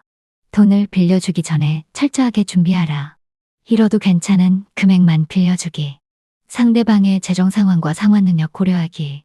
명확한 서면, 약속 작성하기. 돈을 갚지 않는 사람의 유형 파악하기. 의도적으로 갚지 않는 사람. 진정한 경제적 어려움이 있는 사람. 무책임하거나 돈 관리를 못하는 사람. 단순히 약속을 잊어버린 사람. 효과적인 대화법 활용하기. 메시지 사용하기. 감정보다 사실에 기반한 대화하기. 구체적인 상환 계획 요구하기. 필요시 법적 조치 고려하기. 내용 증명의 효과와 한계 이해하기. 소액사건 소송의 과정과 비용 인지하기. 법적 해결의 현실적 한계 인정하기. 관계의 회복과 미래 예방에 초점 맞추기. 돈과 관계 분리해서 생각하기. 건강한 금전관계의 원칙 세우기. 명확한 경계 설정하기. 돈과 관계의 균형 찾기. 돈 문제는 단순한 금전 거래를 넘어 신뢰, 존중, 책임감 등 관계의 핵심 가치를 시험하는 문제입니다. 이러한 상황에서 균형을 찾기 위한 몇 가지 마지막 조언을 드립니다. 1. 돈의 가치와 관계의 가치 비교하기. 모든 금액이 모든 관계보다 중요한 것은 아닙니다. 때로는 소액의 돈을 포기하는 것이 소중한 관계를 지키는 현명한 선택일 수 있습니다. 반면 큰 금액이나 반복적인 문제라면 관계가 어색해지더라도 자신의 재정적 건강을 우선시해야 할 수 있습니다. 스스로에게 물어보세요. 이 금액과 이 관계. 어떤 것이 나에게 더 가치 있는가? 2. 사전 예방의 중요성 기억하기. 가장 좋은 해결책은 문제가 발생하기 전에 예방하는 것입니다. 명확한 경계와 원칙을 세우고 돈을 빌려주기 전에 충분히 생각하며 모든 약속은 문서화하는 습관을 들이세요. 이는 단순히 상대방을 신뢰하지 않아서가 아니라 관계를 보호하기 위한 현명한 방법입니다. 3. 교훈을 성장의 기회로 삼기. 돈을 돌려받지 못한 경험은 고통스럽지만 소중한 교훈을 줍니다. 이를 통해 더 현명한 재정 결정을 내리고 경계를 설정하는 법을 배우며 진정한 관계의 가치를 판단하는 능력을 키울 수 있습니다. 어떤 결과가 되었든 이 경험이 여러분의 삶에 어떤 배움을 주었는지 생각해 보세요. 4. 자신의 가치를 기억하기. 누군가 돈을 갚지 않았다고 해서 그것이 여러분의 가치를 떨어뜨리는 것은 아닙니다. 자신의 선의와 신뢰를 베풀었다는 사실을 긍정적으로 바라보세요. 다만 앞으로는 그 선의가 더 현명한 방식으로 표현될 수 있도록 하세요. 용서의 힘 인식하기. 때로는 상대방을 용서하는 것이 가장 큰 해방감을 줄 수 있습니다. 이는 상대방의 잘못을 정당화하는 것이 아니라 그 부정적인 감정에서 자신을 자유롭게 하는 것입니다. 용서는 상대방이 아닌 자신을 위한 선물일 수 있습니다. 돈 때문에 관계가 깨지지 않도록 하는 최종 조언. 투명한 소통 유지하기. 돈 문제에 관해 솔직하고 열린 대화를 나누세요. 불편하더라도 문제를 무시하면 더 커질 뿐입니다. 현실적인 기대 설정하기. 모든 대출이 예상대로 상환되지 않을 수 있다는 현실을 인정하세요. 미리 최악의 상황에 대비해 마음의 준비를 하는 것이 도움이 됩니다. 관계에 투자하기. 돈 문제 외에도 관계의 다른 측면에 지속적으로 투자하세요. 강한 관계는 어려운 상황도 더 잘 헤쳐나갈 수 있습니다. 경계와 원칙 존중하기. 자신이 세운 경계와 원칙을 일관되게 지키고 타인의 경계도 존중하세요. 이는 건강한 관계의 기초가 됩니다. 자기 자신에게 정직하게. 돈을 빌려줄 때 진정한 동기와 기대를 스스로에게 솔직하게 인정하세요. 이는 더 현명한 결정을 내리는데 도움이 됩니다. 마무리. 돈 문제는 인간관계에서 가장 큰 시험 중 하나입니다. 하지만 올바른 접근법, 명확한 의사소통, 그리고 건강한 경계 설정을 통해 이런 어려움을 현명하게 극복할 수 있습니다. 이 영상이 여러분이 돈을 갚지 않는 사람들을 대하는 데 실질적인 도움이 되었기를 바랍니다. 무엇보다 돈 문제로 인해 소중한 관계가 손상되는 것을 최소화하고 더 건강한 금전 관계를 구축하는 데 이 정보가 유용하게 활용되길 바랍니다. 여러분의 경험과 질문을 댓글로 공유해 주시면 함께 이야기 나눌 수 있기를 기대합니다. 시청해 주셔서 감사합니다.